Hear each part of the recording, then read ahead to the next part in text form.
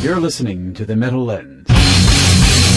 Life, the universe, and everything from a metal point of view.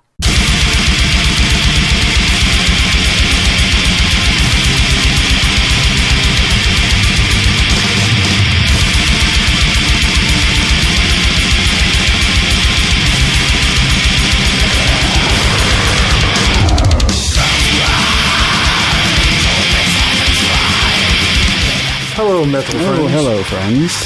We're back, We're back indeed. which means it's Friday. Friday. Welcome to the weekend. Yeah. The weekend. Of course, when you have two kids and all kinds of shit going on, it really doesn't matter. Yeah. I gotta wake up at 4 o'clock in the morning. Ooh, Drive to Perkinston, Mississippi. Perkinston. Where is that at, bunch of ass coat? No one knows. The mayor of Perkinston's wanting to... He's got some questions. Bumfuck, the middle of nowhere is where it is. Is this camping? Yeah. Okay. With the scouts.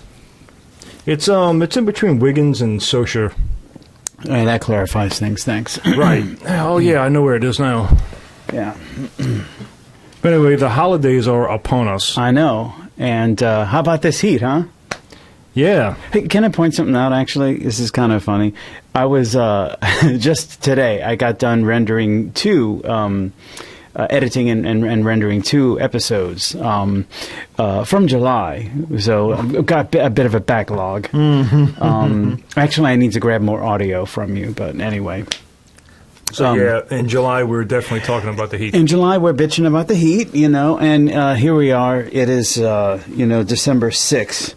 And look, I mean, it's been pretty chilly, but like today, it just happens to be like 68 degrees outside and raining, and it's just anybody who watches that. Okay, because I remember in the summer thinking to myself, like, well, like it was last December, it'd be nice, not to have to run the AC and just have the door open or closed, don't matter, it'd be nice and cool and blah blah blah blah blah. And we're not getting that today. Friends, it is 68 degrees and it's just like shitty and damp out. And well, I remember last year in November it wasn't cold. Yeah. Like for Thanksgiving it was. It's just, it wasn't ass hot. No, it's not hot. It's just come on, it's December, for Christ's sake. And it's like funky. It basically looks like the swamp that it is right now. Well, remember the Dagobah scene from Empire Strikes Back? That's what it looks like right now. So, like, there's a guy at work, and he had to fly to Colorado and drive back some of his wife's family members because they were moving back down here. Okay. And that was right in the middle of this, the fuck they called it, an Arctic bomb? Arctic blast, I think, or something like that. I remember it was the, hold on, what do they call it? The Arctic vortex. Yeah, vortex, that's it, yeah. So he drove back in that, and he was like, fuck this. I'll take the heat any fucking day. Because he left, I guess it was probably about maybe in the 50s, maybe, I guess, when he left. Well, when he landed in Colorado, it was 4 degrees. No thanks. Double digits, please. Double digits, actually, you know what? That's a reasonable rule for temperatures. Even though 10 is not like nice and 99 is not really nice, but I mean, once you're approaching 100 and you always get 9, that reaction. Oh, what's the temperature outside? 4. It's like, fuck. 4. Please continue. No, that's it, my friend. It's 4. Fahrenheit. Yeah, he drove home on that, and he's like, yeah, it was, snow started to come, and could barely see an 18-wheel in front of him, and he was like, just desperately trying to keep up with him, because that was like his lifeline. Because if he was, kind of pushing the snow out, I mean, that's convoy driving at that point. Yeah. Because who's in front of the truck? It was pretty fucking hairy, as for what he described it. All right. Yeah. My nephew's up in Colorado. Actually, well, I think at the time, I think right now he's in Italy, studying abroad. And her name is Maria. Studying abroad, learning to be a man. Have fun out there, Alex. Anyway, whatever. Bitching about the weather. I can't complain, because as soon as it gets as soon as the temperature drops, then it's miserable, and I don't fucking want to be there. Every time, for like New Year's, it is. It's cold. Miserable as it is windy. Miserable is not the word. As fuck. New Year's historically down here has always been just. It's cold. The wind is howling, and it's not so much rain. It's just this aggravating, misting, pelting shit. It's just fucking nasty as fuck. Which we're kind enough to contribute to with the fireworks and the smoke all over the place. Yeah. So it's pretty much a driving hazard from 10 o'clock at night. It's almost like Mother Nature's telling us don't do this anymore. Yeah. But it's not that, it just happens. It's just where we are. Yeah. Right around New Year's is our shittiest weather. Yeah. Yeah.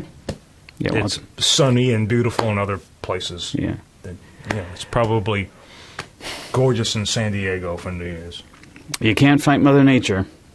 San Francisco, I believe, is like the same weather year round. Yeah. Just like lower 60s, upper 50s, and just expensive. A little smelly, but... Yeah.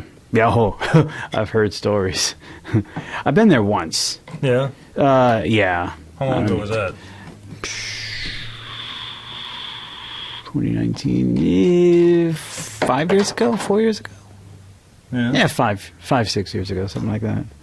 Yeah, Nicole's dad brought us out there. Deduction? I'm sorry? Deduction? Deduction? Yeah. Yes, please. Your stay? What do you mean? How was it? Oh, it was just, it looked like a TV show. Actually, I saw you remember Full House? I don't know if you remember the opening montage when you have these very similar looking houses up on like a hill. And they're kind of distinct looking if you're familiar with, Full House. You kind of recognize. Yeah. Anyway, I saw the houses. That it was like the opening shot for like Full House. And Ghirardelli Chocolates is there. And the Golden Gate Bridge, I guess. Well, yeah, that's been there for a while. It's been there for a while. Yeah. And just a whole bunch of tech-savvy people, a bunch of hipsters, and a bunch of homeless people. Yeah, that's my impression. Yeah. I was watching something on the news the other day. Yeah. It was about homeless people. I think this was in your old stomping grounds up in Oregon. And they have a few tent cities. Yeah. And it was kind of enlightening, but maybe not. Mm-hmm.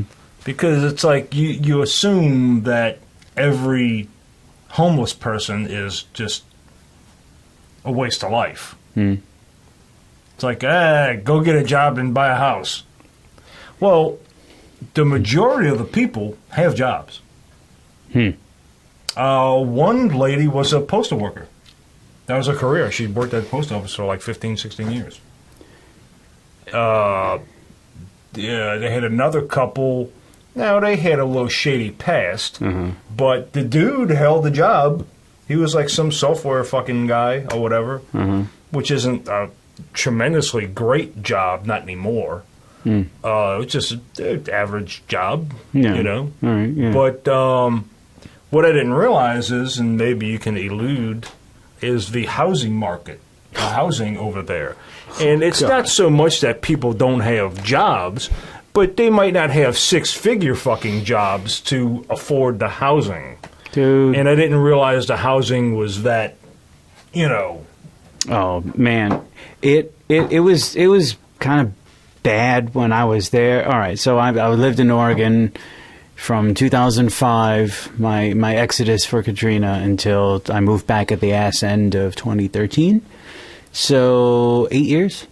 So I moved. Yeah. So we came back down 2013. We moved out right before the market just tanked, and then we went back a couple 2016 maybe 2017. I think it was 2017. Nicole had a conference that she needed to do for work, but it was up in Portland. We went back, and it was just terrible, man. Everybody, all our friends who were up there told us it was awful. high rises were being built. They were knocking shit down. They had this German restaurant, because the finest dining that I found in Oregon was a German restaurant. Yeah. It was all right, schnitzel and I like a good schnitzel. yeah. Anyways, yeah, they knocked that shit down to build housing. So they got all these people from California, a lot of them from like San Francisco, their fucking property value or just housing prices are through the roof. So they're pushing people out into the kind of, all over the West Coast, into the adjoining areas. And a lot of these jobs you can telecommute. So like, why not? You're just doing computer shit. So why not just, go in a cheaper place, live there while your job is technically centered in San Francisco or whatever, because you have like, what's in San Francisco? Google. And maybe something else, I don't know. I don't know, whatever. So it's all that tech shit. So that's it'll happen, and it's dismal and it's terrible. And the people who I know up there are just grateful that they actually have houses now, because the prices of housing just about doubled. Well, I knew this shit. God, it's got to be almost 20 years ago now, about San Diego, because I knew a guy that was stationed. He was in the Navy, and he was stationed in San Diego. Yep. And he's like, dude, it's just, nobody stays in their houses more than 5 years. You buy like a fucking $200,000 house, which is fairly nice, and then 4 years later, it's 5 years later, it's worth fucking $500,000. You sell it, motherfucker, and you buy a $600,000 house. You know what I mean? And that's like kind of what. And I'm like, Jesus, that's crazy. But that's what was going on in San Diego, which is right there. Yeah. And it seems to me like it's more of an infrastructure problem. I mean, I don't know what the solution is. Like, one of the solutions is affordable housing units. We know those down here as projects. That's what we call them. Low-income housing. Right. And it is what it is. But see, like people in, I think it's Japan. See, what they do is, and I think in China too, maybe, a lot of what they do is they live in like kind of rural areas, and during the work week, they go into the city and they work all week, and they have like these big buildings in the middle of the city. And they're little, like, cubicles. They're maybe, like, 8 foot by, like, 4 foot. Rectangular cubicle. And they're just stacked and shit all over the place. And it's just enough room to, like, fucking have your little personal shit and a little laptop, chargers and stuff, and a change of clothes, and you can roll over a few times, and that's about all you got room to do in there. Yeah. And you just do that for the week. And it's fairly cheap, I suppose. And when you go to work for the week into the city, and then you go back home, which might be 2 hours away, I'm guessing. I don't know. 2-3 hours away, and you go, home, and then you come back for the Monday through Friday grind in the cubicle hell. Wow. That's how they do it there. That's crazy. Yeah. Well, I'm I'm grateful at least to have a home to come home because to. and it's a similar problem. I mean, you have all those big jobs out there, but a lot of people can't afford to live in the fucking city. Yeah. Oh, I can. And that's what it is. Yeah. I mean, I like living in St. Bernard Parish, but I mean, it's it's a good compromise. But anyway. Yeah, it's kind of crazy up there, dude. Because I mean, they got so much technology.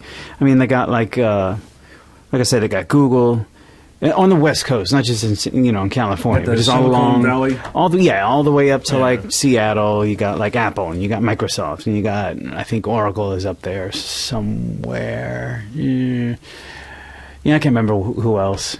Yeah, smaller companies, but those are basically just the huge tech corporations. Amazon might be based out there. Sure, I don't know. Throw them in there. Satan's Palace is out there somewhere. I'm pretty sure. I don't know, but anyway, yeah. It sucks out there. The whole gentrification, man. I'm not even going to get started with that, because when I did come home in 2013, I looked around. I'm like, oh wow, it's interesting. It looks like they kind of polished up my old neighborhood, and wait a minute, who is that? What is that? Is that a fedora? Oh God! And then I started to realize what was actually going on in the neighborhood. The fedora. Oh my. It was just so I mean, like a lot of people shock. don't realize, and to me, being where we are, this is basically all houses in St. Bernard Parish. It's all, I don't know, it's just neighborhood on top of neighborhood. Mm-hmm. And unless you work in the refineries, there's no real big major jobs like career, great jobs. So you commute out.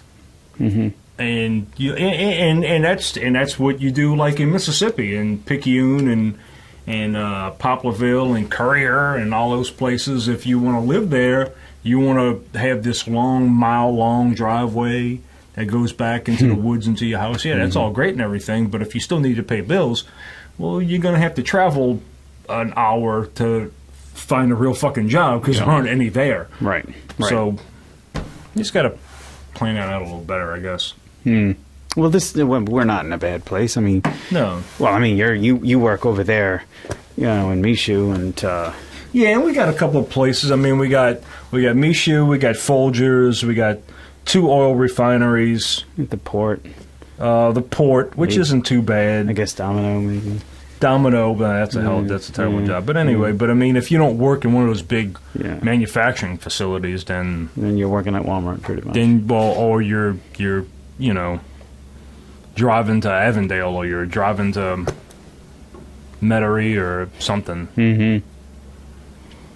Or the city. Well, I mean, where we are, it's thankfully close enough to the city. It's just like 10 minutes away. Not even. It's uniquely set up the way it is. Where other places I imagine it wouldn't be, Yeah. Like I guess with that, the housing market is so high in a broad area. Where do you fucking go except for out the state? Which, I mean, I don't know. I'd get the fuck out the state. I don't know. Yeah. But I'm not in that situation, so I don't know. Yeah, But it just did seem kind of disheartening when somebody's. It's like, dude, I got a 9 to 5. I fucking go to work. I do a good job at work. I got a okay job, but I just I can't pay fucking $2,000 in fucking rent. Right. Not a lot of people can, unless you have a fucking really. Well, the thing about Portland is it's frankly a great place to be homeless at. I mean, as far as like the West Coast goes. It's just the weather is temperate.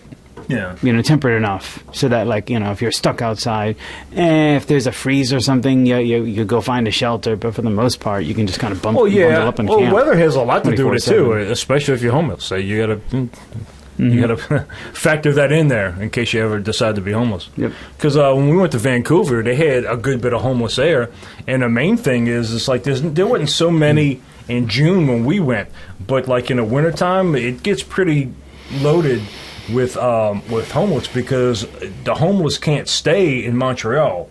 Okay. Because they'll fucking freeze to death. Yeah. So they come over to Vancouver, it's a little bit warmer. Well, Vancouver is pretty similar to, it's closer to the coast. Yeah. So you got that similar temperate so a lot of climate. In the winter, you don't have a whole lot of homeless in Montreal or you'll die. Quebec, Montreal, whatever. French, I don't even know. In Canada. Yeah. All right. So how about I throw out? I got a few stories. All right. In the ways of metal. Oh, goody. Yeah. So let's see. We're going to start with this one, and I'm getting an error. No. I don't want to give you. I don't want to give you feedback. I'm in the middle of a show. Damn it. Jesus. All right. Jason Momoa. You know that dude? Yeah, that's that guy. He's like not really a good actor, but he's like, I don't know. He's got the look, I guess. He's big, and he's like, you know. Yeah. Aquaman. He's Aquaman. He was. I don't like DC comics. He was one of the Dothrakis from Game of Thrones. Aquaman. Anyway, so I'll just read the headline. Jason Momoa tapped metal vocalist to train him for Warcry scene in SEE, I guess, some show that... Yeah, I did see, And in case, I don't know if anybody can hear me, I'm sure they can. In case you don't, I'm making a cocktail right now. Troy is making a cocktail right now. In case you had... Now he's removing his pants. Yeah. Stop, Troy, stop. That's how I make my cocktail. C is like it kind of seems like it's going to be a straight to DVD movie. Like I said, he's really not one of the best actors. I think it's a series. Oh, it's a series? It's a series. It's some kind of like post-apocalyptic it's like thing. Everybody's born blind, but his That's what wife it and is. his kids have two kids that can see. And then it's like, hence the title, See. You know, some kind of like backwoods tribal shit. Well, it's the gods, or it's the apocalypse, and or maybe it's the second coming, and maybe this is a way out of it. And I don't know. That's the premise of it. Yeah. Not like that's even important. Yeah. So I mean, I guess he's going to do some battle leading kind of stuff like he did in, I guess, Game of Thrones, and I never saw Aquaman, but whatever. So in order to hone his Warcry voice, vocalist Ollie Peters of the Canadian death metal band Archspire to coach him on how to mimic his distinct vocal style for the early troop rallying scene in blah blah blah blah blah. Yeah. So in order to get him to just roar like a real man, they got the vocalist from Archspire to help him out. And Troy, Archspire, as you may remember, was the technical death metal band, kind of wild, very technical, pretty brutal. I remember them. Do you remember them? Well, I mentioned them on this show before because remember that AI death metal channel on YouTube? Yes. It was based off of their music. Right, okay, yeah. So you feed a bunch of Archspire into a computer and let it do its thing, and then it generates a whole bunch of just... It was fucking nuts, and I loved it. Hi, I'm back. Yeah, welcome back. I'm going to go away now. Would you like a drink? I can make you one. I would love one. I think it might be Margaritaville time. Yay! Really, I just want this show to be all about me. Thank you. So, and this, anyway, I guess that's pretty much the point of this story. Apparently, and this, I don't have this on, I didn't save this, but this, I'm reminded, he got up on stage and sang Walk, I think, with Anselmo and... Oh, really? And whatever, I can't remember the name of the band that he's in. Philip Anselmo and the... shit. The Illegals? The Illegals, yes. Yeah. Yes, thank you. Yeah, so he got up there and just, they kind of sang Walk. I think it was Walk. Kind of cool. I guess he can sing now with the dude from Archspire's coaching, vocal coaching. Former Morbid Angel frontman David Vincent. You remember David Vincent, don't you? Certainly. What a treasure he is. To release I Am Morbid, an autobiography in February.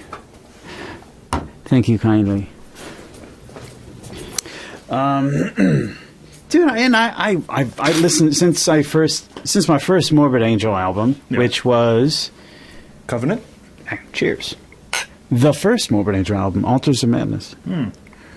Good. So anyway, Refreshing. yeah, I've been a fan. I've been a fan of Morbid Angel since like high school, but but David Vincent always kind of. I remember he caught my eye when he was interviewed in Headbangers Ball by Ricky Rackman. That's right, the Ricky Rackman himself. When when he was doing the Headbangers Ball thing, and it was kind of one foot in your ass and one foot in your ass and sister. fist in your mother. Yeah, he's so well. Yes. So it was a funny interview actually, because he kind of like did this sort of like kind of very subtle pot shot at I guess the Black Album, Metallica's Black Album, because Fleming Rasmussen, that's what the connection was. Fleming Rasmussen, I think was producer or engineer. I can't remember now. Producer, okay. Yeah. I think he was producer for Covenant. And he also had worked with Metallica on. I know it was Justice, maybe Puppets too, or whatever. Anyway, whatever. But he always kind of struck me as kind of a interesting, but maybe if not an odd dude. Like he left Morbid Angel, and then he dyed his hair like unnaturally jet black, and he started doing like country music. Huh? Have you seen that or heard that? No. There's a video of him at like some bar. It's in fucking Texas or something, or probably Florida, because those guys are from Florida, doing some like country band. Because he's got that like that bow, that really baritone kind of voice, and he kind of does that. So he's got almost like a what's his name, Man in Black, Johnny Cash kind of sound to it. I could kind of see that now that you mention it. But. Just can you imagine him just like wearing like fucking country cowboyish kind of stuff, but just kind of a little gothic looking with the long black hair and. Wasn't he like? Wasn't he with like I don't know why I remember this, but there was like a chick in Gwar. Wasn't that like his wife or his girlfriend or something? Slemenstra or some shit? No, it wasn't Slemenstra Hyman from Gwar fame. No, his wife is in, I don't know, the Genitorturers. Genitorturers, okay. Yeah. All right. Yeah. And I think I don't know, I guess she sang. I'm not What was I thinking Slemenstra Hyman? I don't know. Right. Genitorturers, Slemenstra Hyman... I don't know. I get these things confused sometimes. There's a genital connection there, so I can see the confusion. Some little overlap. Anyway, I don't know. I just thought it was funny. He's going to release an autobiography. Great. So the dude thinks his life is important enough to actually try to publish an autobiography. It may be. I'm not knocking it if someone would like to send us a copy of that, we'll be glad to peruse it. We'll happily accept it. I am morbid. Matter of fact, you could send us anything and we'll take it. 10 lessons learned from extreme metal outlaw, country, and the power of self-determination. David Vincent with Joel McIver. And just the icing on the cake, the cherry on top of the sundae is the cover. Oh, wow, does he look weird? He's got the little dyed black soul patch. Yeah, Glenn Benton tried to pull that off. Yeah. I mean, I guess he pulled it off, but very evil, very evil. And very obviously dyed, because what is he, like fucking 50 something? Yeah, well, he had like dirty blonde hair and his, or like light blondish hair in the early days of He's lucky to have as much hair as he does. Yeah, well, I mean, it's kind of receding when I saw them in like 2012, I think. Was the last time I went to Maryland Death Fest. It was probably around that year or two. Was it Danzig came to House of Blues, and nobody else wanted to go, but of course I'm a huge Danzig fan. Right. I've been, so I went. And none of the original band. It was just him and a bunch of fill-ins, but it was still really good. But like you could like see like the lights shining down, and boy, that sucker's shining up there. Hey, let's go ahead. Fella. Turn the overhead lights down. Turn the upward, whatever you call them, Upward pointing lights. Watch Slayer perform their final song ever. Take bows and wave goodbye. Yes, Slayer has played their last show ever. Last 2 shows were in L.A. Yeah, and I think we talked about this last time. That Kilogy. Yes, man, that is good. Kilogy. That is good because like for me, Decade of Aggression was just that's how I listen. That's on my playlist.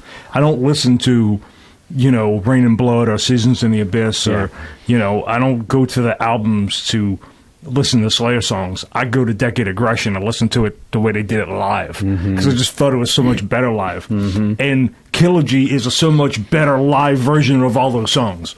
So I'm happy as hell. There you go. Because it's even better versions of live Slayer songs. Check out Kilogy. It's really great. You won't be disappointed.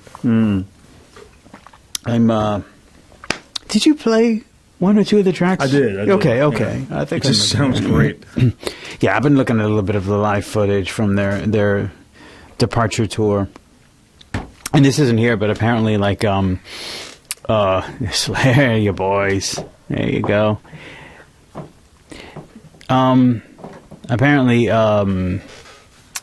Kerry King's wife says that there's pretty much no chance in hell that they would ever actually get together. You know what I mean? Like how certain bands are our farewell tour, and then a year or 2 later, just kidding, we're back. Well, and I can see that, because if I've listened to a lot of interviews with Tom Araya and stuff. Yeah. Kerry King has a few, not as many as, but they had it was the whole Dave Lombardo situation, and that was basically stemming from they were getting fucked. Oh yeah, Slayer was getting fucked by the record company for years and years, and Dave Lombardo was down with it and knew it, and them arguing about that created strife and stuff between the two and tension, and Dave's like, "Fuck it, dude. I mean, this is bullshit." Yeah, and then it wasn't like. I don't know. I think it painted a picture of they hated each other, but I don't think they really did.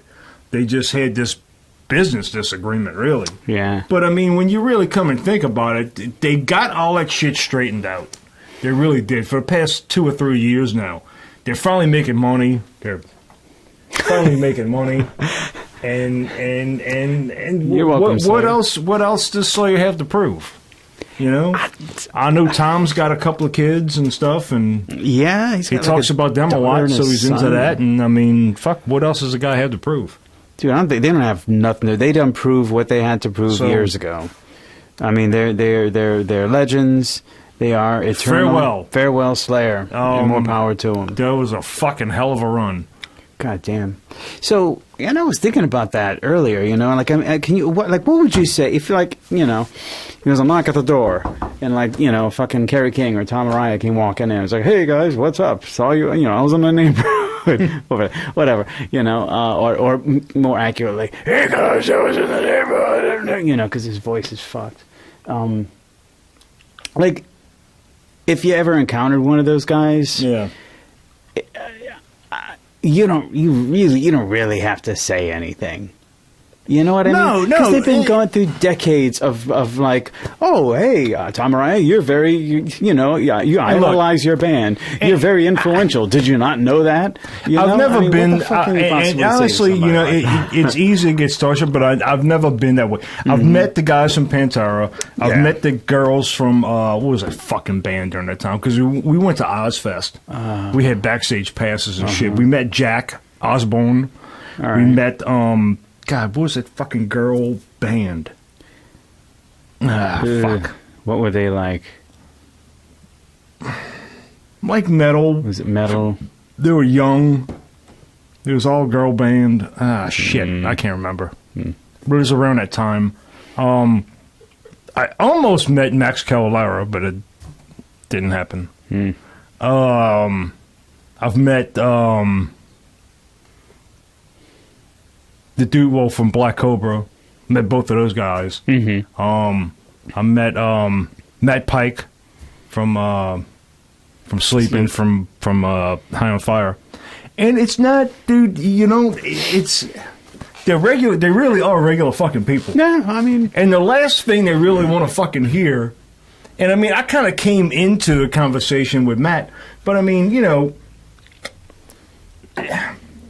you just fucking talk to them like regular fucking people. Right. Like the dude from fucking, the drummer from Black Cobra was sitting over there, and I'm sitting outside of fucking Siberia, and I'm fucking just looking across. I'm like, and nobody's around him because nobody even really knows who he is. Uh-huh.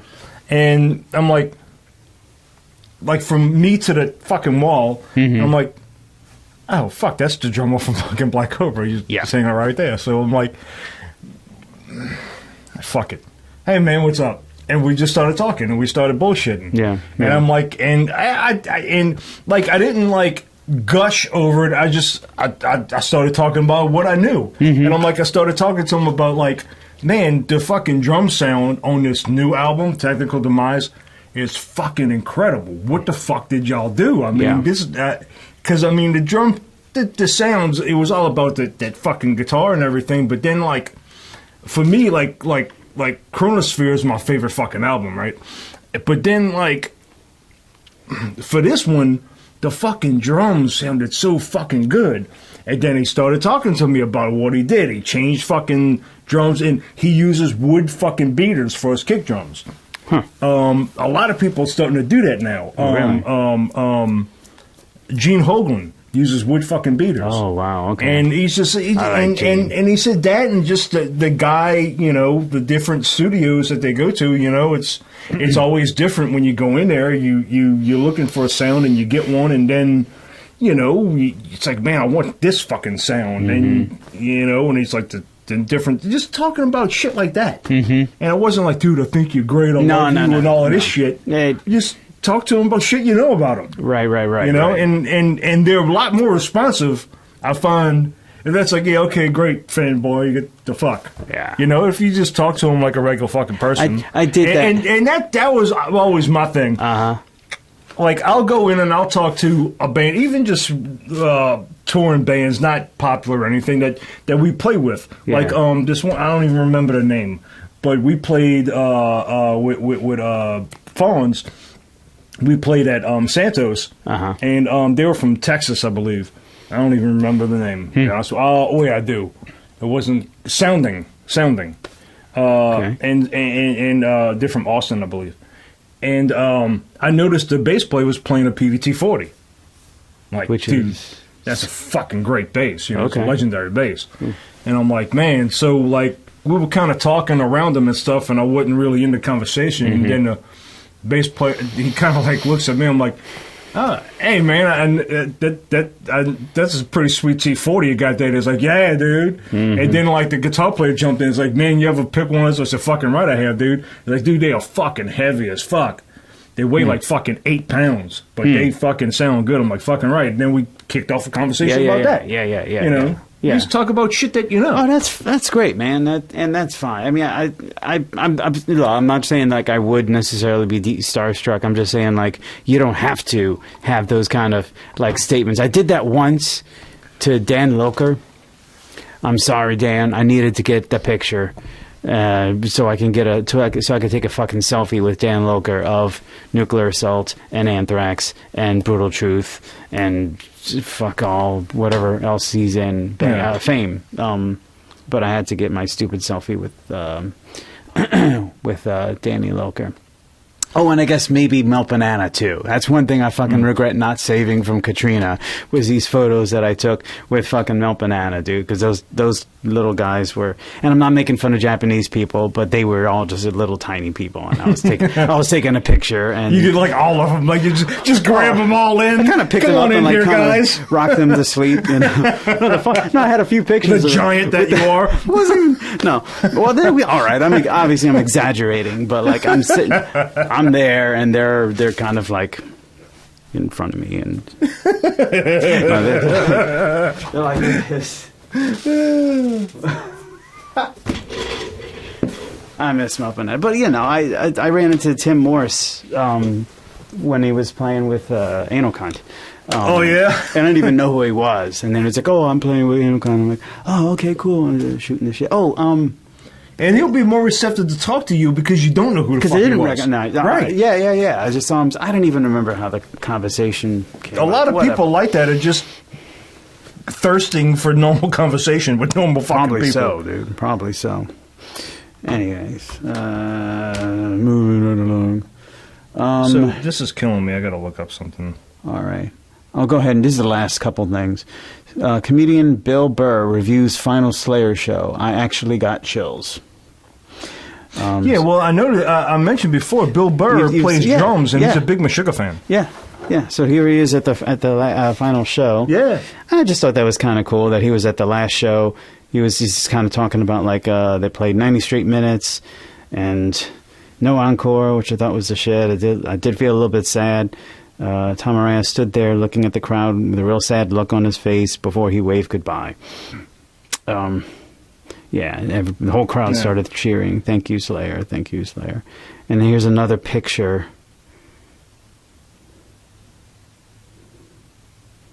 Come on. Where you at? Stupid phones. I don't know. Whatever. This is just another picture of him and I guess some friend that he went there with. I couldn't. It wouldn't load up. But it was with this other dude, and it didn't even mention in the caption who this other dude was, and it was fucking Chuck Billy, the singer from Testament. Yeah, that's all I got, really. But Slayer played their final show, and I think it was Kitty. Oh, the band. Yeah. Okay. I think it was Kitty. I never even really listened to them. I was thinking like Joe was L7. real big into him, and Joe talked to him. He got a picture of him. Okay. And I took the picture. All right. Okay, gotcha. Kitty. Yeah, not really. It was funny because like we kept seeing Jack Osbourne like go over to the trailer and stuff, and was like fucking with him, like in and out. I'm like, what the fuck is Jack doing, bro? I don't know. What was we Jack actually doing? ate lunch next to Jack Osbourne in the back, because they all had the spread out and shit. And we had back. It was in Texas. Yeah, I think it was in Houston, and we had all access fucking passes to Ozfest, and God damn it, I can't remember some of these bands. What was that fucking band? They were metal kind of, and they had like a DJ, a black dude that was a DJ that kind of did like shit. Damn. It was a long time ago. Yeah. But I remember seeing him, and we saw a lot of this. Anyway. Yeah. Well, apart from that, that's all I am aware of that's going on out there. Are you looking up something? Okay. So,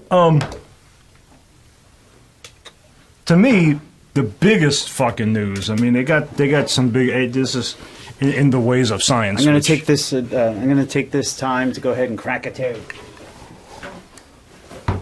Which we tend to talk about science and the universe and stuff like that a lot because that's what we're into. And they got the biggest thing, and I'm not surprised. I'm surprised you haven't heard of this. Maybe you have. But we can now solidify the movie The Fifth Element because two scientists in Hungary have, and it's not exactly proven yet, but it's pretty much there. And they've already talked about it. They're a shoo-in for the Nobel Prize. They're going to get it. They discovered a fifth element of nature. Fifth element of nature. Yes. And what? Because the regular four that we know of is gravity, electromagnetism, and the weak and strong nuclear forces. So the four forces.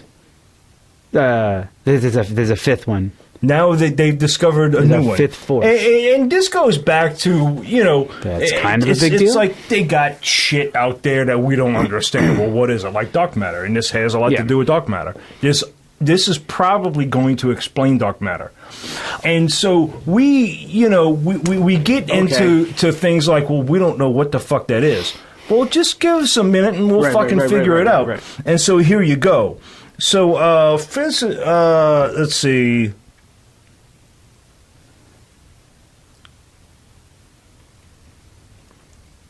This pause was brought to you by science. Yeah. Well, I just want to get to the good bits. Oh, yeah.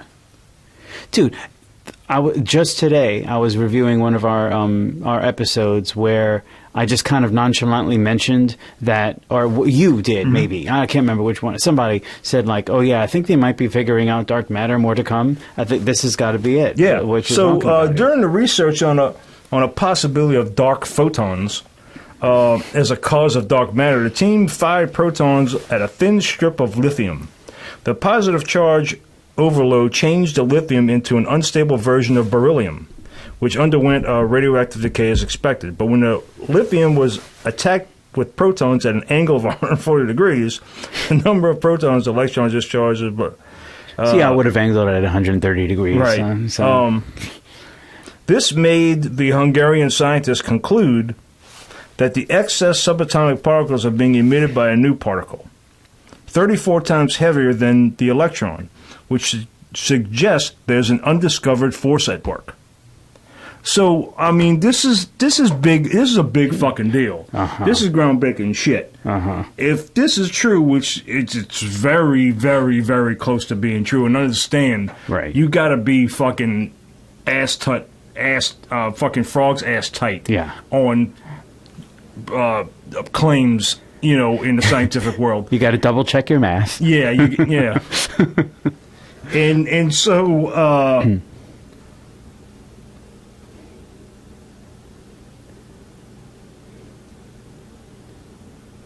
So they're already able to analyze the results and the finding to the theory of so yeah, it's pretty much it's probably 98% that this is a go. Kind of in the bag. Then. It's pretty much in the bag. Wow. So these guys are going to get the Nobel Prize. Yeah. It's groundbreaking shit.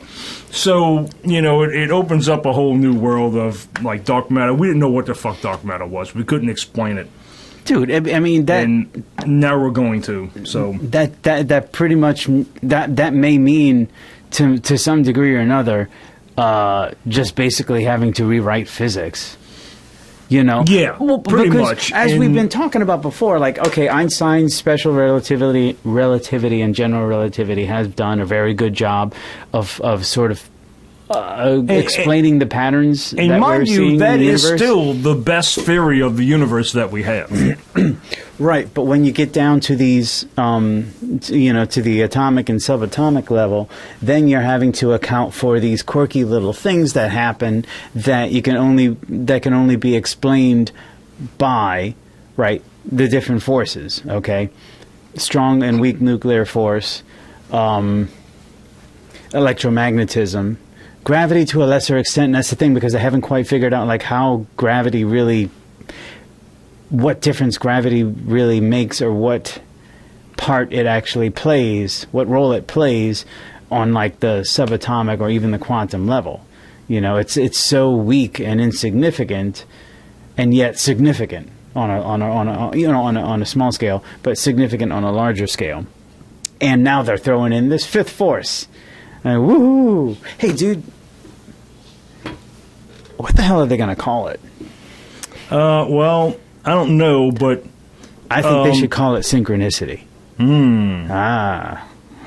So, over the years, there have been many unsubstantiated claims of the existence of a fifth elemental force. And for the hunt for dark matter. I say news to me like I'm fucking working at a lab. It's because they haven't been able to explain dark matter. If you can't confirm it, it doesn't. Yeah. But now the theoretical substance would account for around 85% of all mass in the universe. Huh. Okay. That's pretty cool. Yeah, this is the first time hearing of this. This is actually pretty wild. We love physics here at the Metal Lens. Case you didn't know. Because if you don't have physics, what else do you really got, really? You know? Because there's physics in everything, you know? There's physics in fucking, you know, biology. There's physics in chemistry. Protophobic X boson. Duh. Protophobic X boson? Is thought we carry a force that acts over a microscopic distance not much greater than that of an atomic nucleus. The boson is a particle which can carry the forces that they're talking about. The particle has been named X17, as its mass is calculated to be 17 mega electrovolts.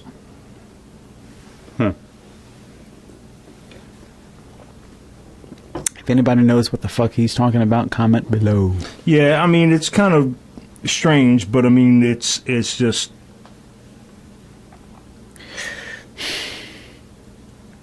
Dude, what groundbreaking what shit. completely blows my mind is how do you test for shit like that? You know what I mean? You know what I mean? Like, there's no microscopes. There's no fucking, like radar or things that measure shit like that. That's the whole thing, okay? This is... What led to bosons, what led to the discovery was trying to decipher dark matter, because up until this point we had no idea. Dark matter in the universe was an unexplained thing to us. We didn't know how the fuck it existed and why the fuck it existed. Right. And now that we understand what makes dark matter, we're gonna explain it, and it's gonna make sense. Oh Christ! I need a drink. So for those of y'all who don't know, dark matter refers to the predictions of all the matter that should exist in the universe and all the energy that should exist in the universe, right? Laws of thermodynamics, matter can never be created nor destroyed, but just converted from one to another, right? So there's equilibrium. Everything should be in balance. Nothing just like disappears and goes away forever. It can be accounted for somewhere else. Well, when we look at like all the physical properties that we observed so far in the universe, right? There's suggestions that there should be way more matter. Right. This is stimulating to me, just this sort of like intellectual mind-blowing shit, but then again, so is this sound. Anyway, so there's all this evidence that all this matter should exist, and yet it doesn't exist. Right. Again, based on observations, and observations are, and anything beyond like a very broad and general and basic explanation on my part is completely. Yeah, ask a physicist. It's a big fucking deal. It is a big fucking deal, dude. A fifth fucking force, right? They're going to have to rewrite shit. Or they're going to be able to fill in the blanks. I don't know. I think it's more of a fill-in-the-blanks type of thing. But, okay. That's some blanks to fill. Well, and, the more blanks we fill. So stay in school, kids, because we got some work to do. The next mind-blowing thing in science. Oh, Christ. And, now we're getting serious here. This is a pretty good one, and I'll send you the thing to check out the visual. You can post it because they actually because years and years, probably like in the 70s, I think, black holes were quite an enigma. We kind of knew they existed, but we couldn't really see them, so we couldn't really observe them to see how they worked. And the thing that always fascinates me, and I always bring this up as an example, is because when scientists, it's like people that question science is kind of, these fucking guys know what they're talking about, okay? So, like in the 70s, they had an artist's rendition of what scientists believed what a black hole would look like. Yeah. when it was devouring matter. Sure. And wouldn't you fuck me? They had the fucking artist illustration. This was done in the 70s, mind you. And this is maybe like a year ago. They put it side by side, and it was exactly what they thought it was going to look like. Are you talking about like it's a thing, and then it starts to spiral and just kind of get and it gets pulled red? It fucking glow around it. Yeah, it's exactly what they thought it was going to be. The spaghettification of whatever's getting These pulled in. people are smarter than you. Mm-hmm. Whatever is falling in, I should say. The biggest thing that's been going on now is, and still, black holes are a big enigma to us. What's on the other side? And by the way, in case you have to tell, enigma is the word of the day. Scream real loud.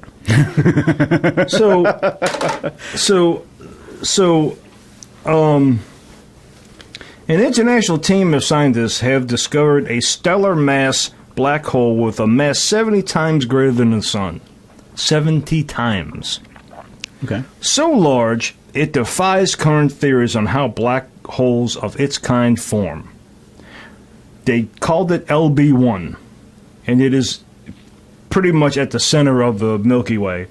And it's fucking huge, and it doesn't make sense on how it formed from what they know of black holes right now. Right.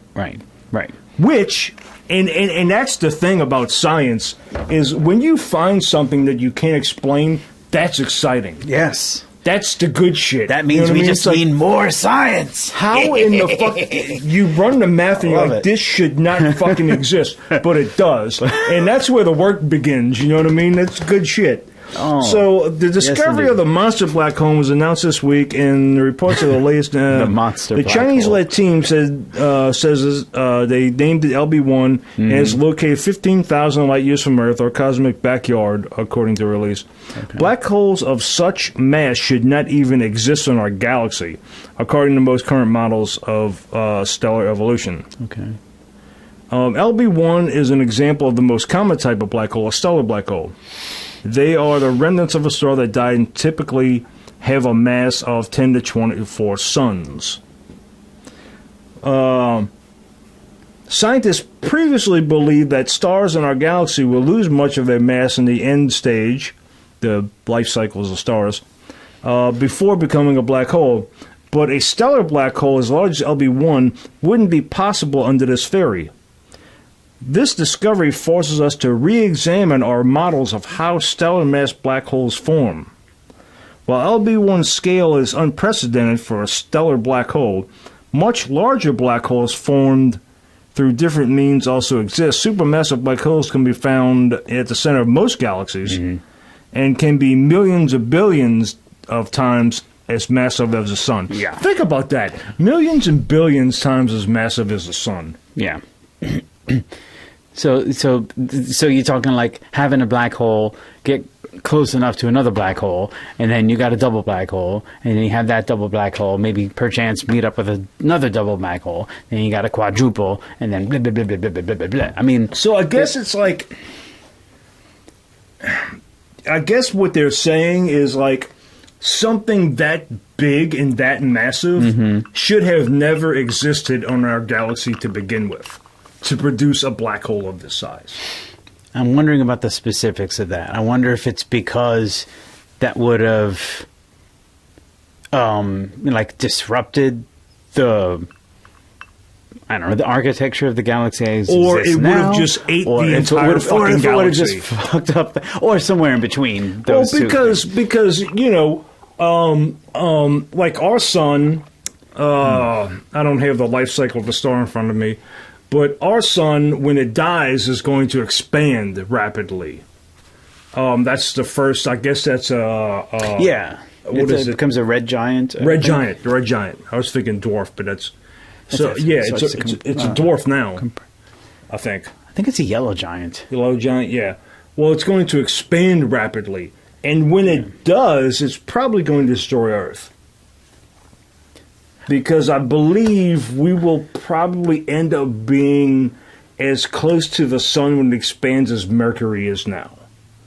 So it'll definitely destroy us. I think when it gets to its red giant stage, it will.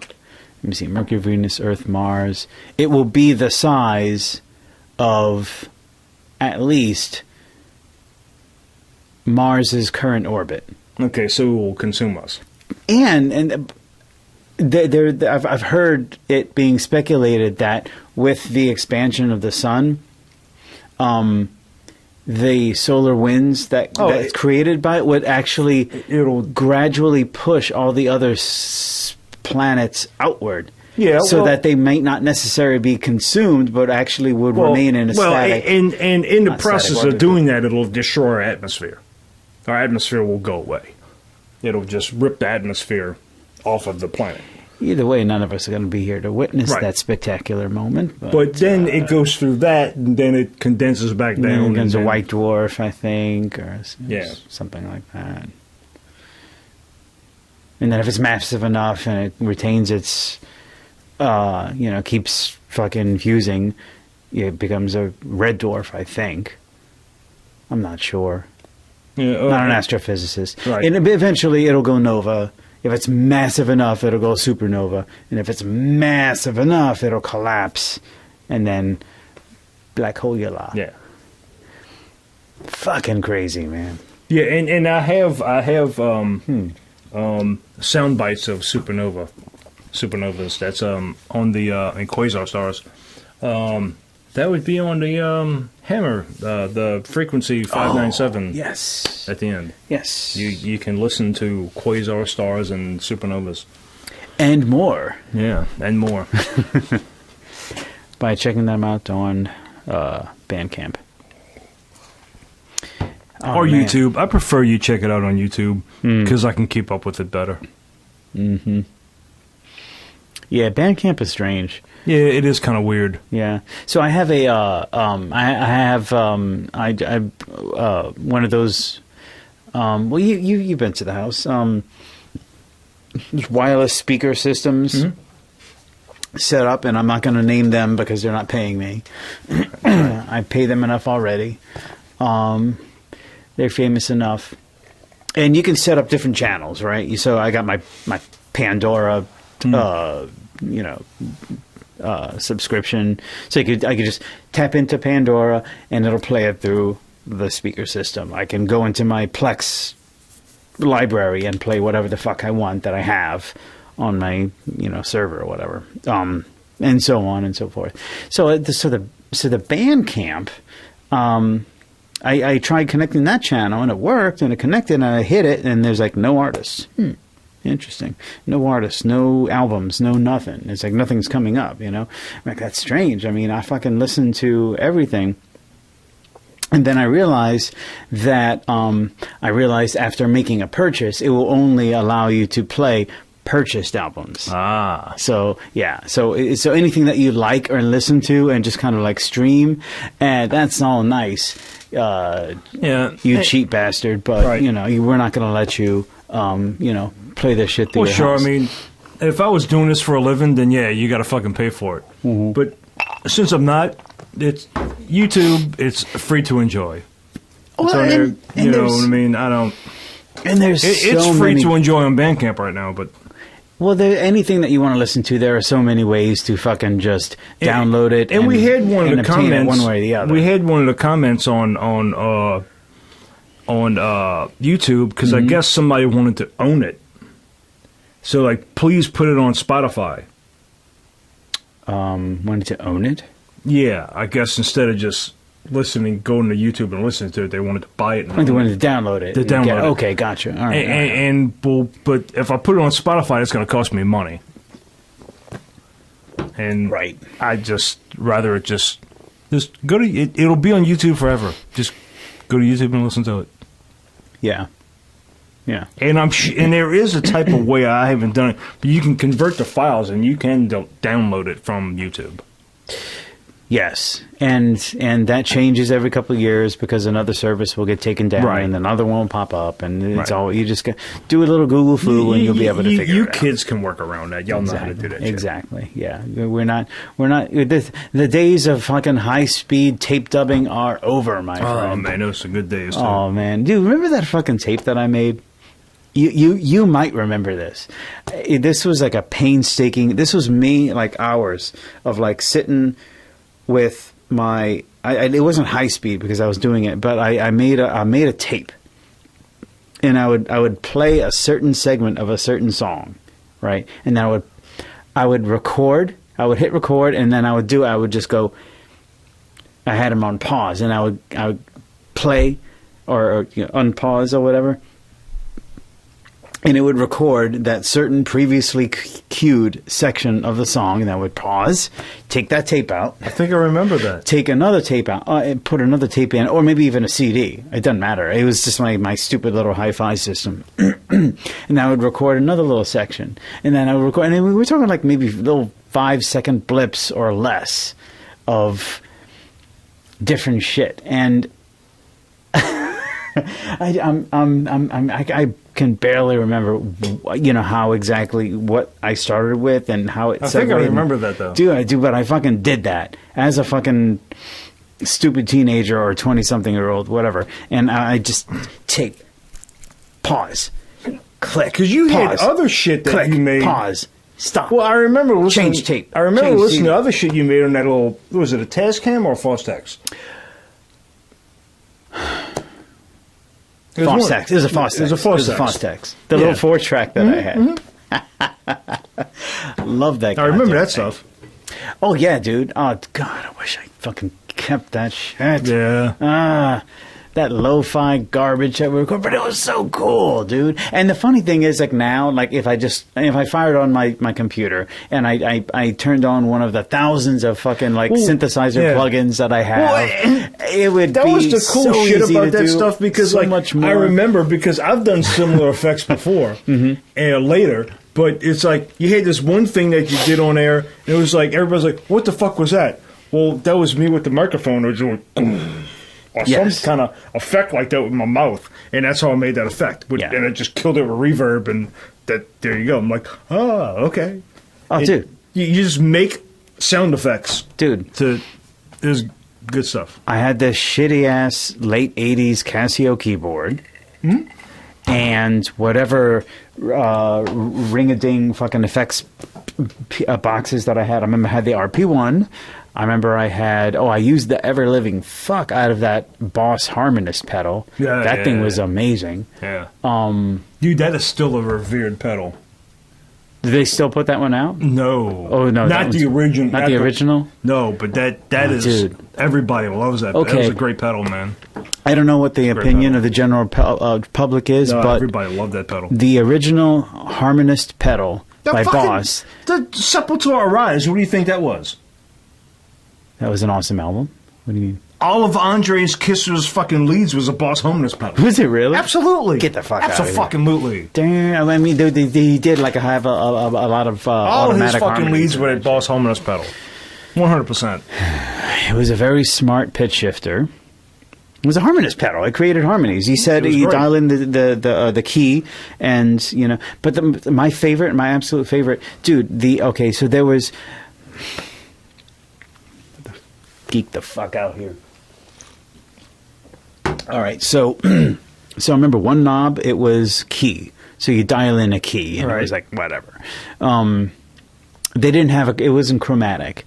I don't remember it being chromatic anyway. So then another dial was the harmony. That is, you specified the pitch of the additional tone that was generated. So it was at the very you turn it to the left, at the extreme left, I think it was like an octave below. You turn it to the extreme high, it was an octave above, right? And then there was increments. So it would be like an eighth above, seventh above, fifth above, fourth, third, and then you would dial in. So you would be like E minor, third, and they would play the appropriate harmony for whatever it is that you were playing. Thing is, you had to play in the key of E minor. I think that's the newest one. That is the newest, yes. Because it didn't look like it. Yeah, that's the PS6. Yeah. Oh, here we go. Oh, fucker, come on. So I'll just tell you, you set the harmony knob to 12 o'clock straight up, it was detuned, okay? And it just created this nice little detuned sound. It was a chorus E kind of sound. That to me was like one of the nicest chorus sounds ever produced. That's the HR2. Okay, all right, yeah. So you got voice A and voice B. So there was two. Yes, there were two harmonies. Octaves. Yes, and then you hit the key all the way over to the right. Right. Yep. Yeah. So there you go. Yeah. C major, A minor, D major, B minor. You have to tweak the key, and you have to play your lick into the right key. But look at the two middle knobs. Yeah. Well. What are they called? Voice. Voice A, voice B. Because they're stereo. So you can have one going through output A, one going through output B. I just went through mono. So, and you don't need... But if you set them to 12 o'clock, dude, it was a D-tune. It was just D-E-T-U-N-E, D-tune, right? And it just created the sound of a D-tune guitar, and it was a chorus sound, and it sounded so fucking sweet. And look, you got a stacked pot, and you can do the effect level A and B. Yes. And you could tweak. Yes. You could do like a nice subtle, great pedal. A nice subtle octave below while you're doing like a fifth above. This is the Harmonious 2. This is an early version of it. Dude, it was a fun little pedal. And it had an input for, is it an expression or a... Detector. Detector. I don't even know what the fuck that is. A detector. So in case you had a detector, you could plug that shit into the pedal. Yeah. Whatever the fuck that means. A little guy with a monocle and smoking a cigar. Monsieur Perrault, I am the detector, the inspector magique. Anyways, no, that was a badass pedal, dude. And fucking hooking a microphone up to that thing was really fun. And that was the way we were able to do some of the shit that we did. Used, because like me and Dave, we use like Dave would record stuff and send it to me, and I'm like, man, that reverb sounds really fucking great, man. Like on those hand claps, like I was like, man, how did you get the reverb? It's like, well, I had some low to high Z transformers, and I ran the mic in line with my Boss Digital reverb pedal. But dude, that fucking reverb is amazing. Oh, so you did with the reverb pre into the board? And like he just pretty much like he had a mic, and so he would just inline with the mic because he had the mic to the high to low Z. You know what I mean? Yeah. The impedance. Yeah. So he had those, and he just literally put the pedal in, which is a horrible way to do it, but he just put the pedal in line with the mic and just recorded his hand claps that way. And it sounded amazing. It was the most luscious reverb I've ever heard in my life. Wow. It's like, wow. It sounds really great. That's as opposed to adding it in post. Yeah. As opposed to... That's how we did it. Fucking right, dude. Well, dude, that was the thing about that time, dude. It was before you had all that control, before you had all the gear, all the equipment. It was just, I have like $100 worth of shit. Oh yeah, this was do what I can. This was way before DAW systems come out. Totally. Matter of fact, I don't even know, but I'm not sure when Pro Tools come out, but I want to say it predates Pro Tools. I wouldn't be surprised. Because when me and Dave first started doing that, we were running off of Vegas. And he had a version of Steinberger? Yes. Steinberger. Yeah. Steinberger program is what he had. I don't know if Pro Tools was out at that time. It might not have been. And I think it predates Pro Tools. Well, so speaking of Vegas, I was about to say Sony Vegas, but it was Vegas because it was SoundForge before Sony bought it out. And I remember Mark Taranto, Mark. Yeah. He oh yeah, that's right. He was he was working at fucking Showment Music at the time. Or at least that where he hooked me up with like a CD, like a fucking bootleg copy of like Vegas, dude. And I think that was the first digital recording shit that I had. But of course, prior to that, I had that. I don't remember if it was a major. It was like either a Fostex or a Tascam digital 8-track recorder. It was like a board and a recorder set in one. It was this big clunky white thing. You may have never encountered that thing, but prior to that was that tiny little 4-track tape recorder. That's where the magic was. I remember that thing. That motherfucker was. I mean, I used that thing until the goddamn machines in the tape. Thing. And you remember you had to buy the high bias chrome tapes. Because those were the best quality. Yeah, and they had to be a certain thickness. Oh, no, they had to be 60 minutes or less. Yeah, that's 90 minutes, they were too thin, and the audio would bleed over to the other side. Because the way it worked, it was take advantage of both tracks. Both stereo. Essentially, a stereo tape is a 2-track tape. Right. One channel for the left, one channel for the right. The B side is channels 3 and 4. Just in reverse, and you play it in reverse. But the fun, so much fun that I derived from this realization is that if you played, like you go out and buy fucking Guns N' Roses, and you play it on a 4-track recorder, on an old Fostex, 4-track standard cassette recorder, and you're just playing it, right? And then you output the channels 1 and 2. Okay, you hear the regular fucking... You hear what you're supposed to hear, all right? But if you turn down channels 1 and 2 and then turn up channels 3 and 4, you hear the B-side in reverse. The B-side in reverse, that's right. Yeah. And that was the source of many juvenile but creative things, because we were just oh my god, reverse stuff. This is the shit that Tipper Gore was talking about. Oh, we're gonna put subliminal, and it just kind of gives things like an eerie effect, so you can do like some like the beginning, like the beginning of Legion. Yeah. Dude, have you listened to like some of that DSI shit backwards? Like, no, I'm sorry. Oh, the backwards stuff. And reverse that so that it sounds like... No, I haven't. You might be surprised. There was one song I can't even remember what album it's from. I Love Princess Pony. No, it's not the... I swear to God, dude, this is like one of those like... And then you hear it, you play it backwards, and it's like, doing it all for my love of Satan, yo.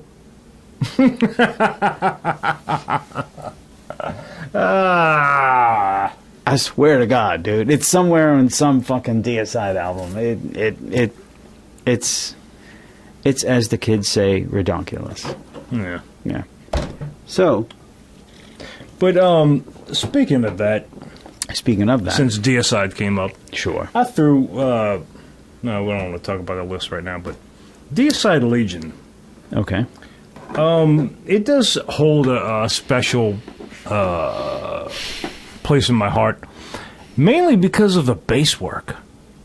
Glenn Benton's bass work was incredible on that album. Dude. Dead But Dreaming.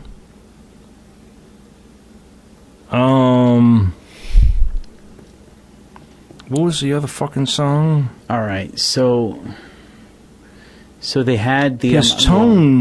His tone was incredible on that album.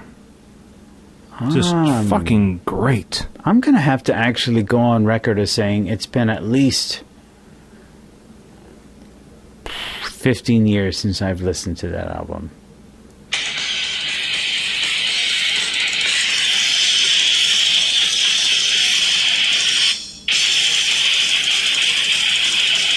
you can hear the bass really well.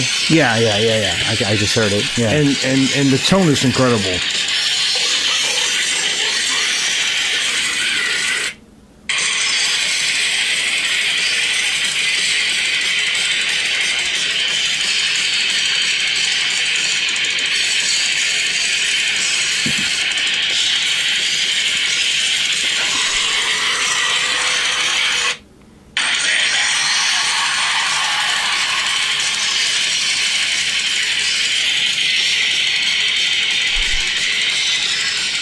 It might be right here. No.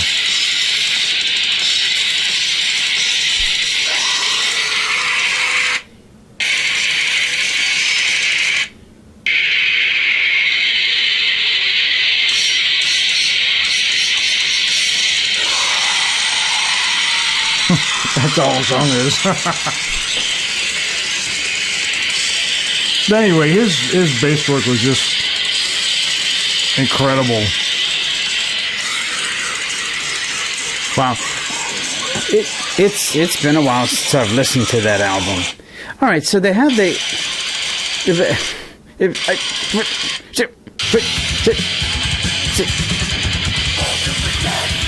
It's Repent or Die. Oh, okay.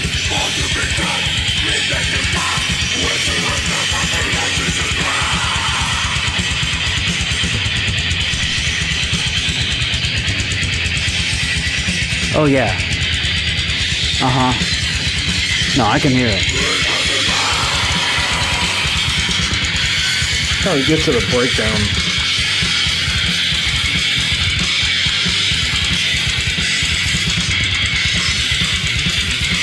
Yep.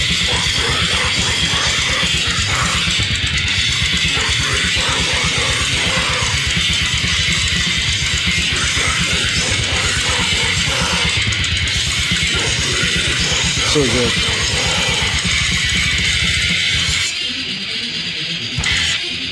Here it is. This is it.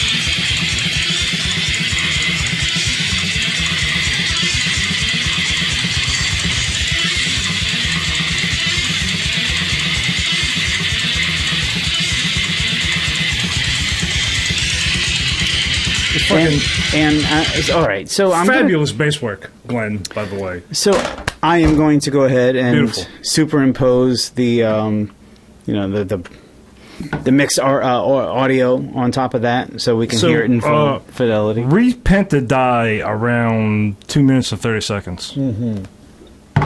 No problem, I'll find it.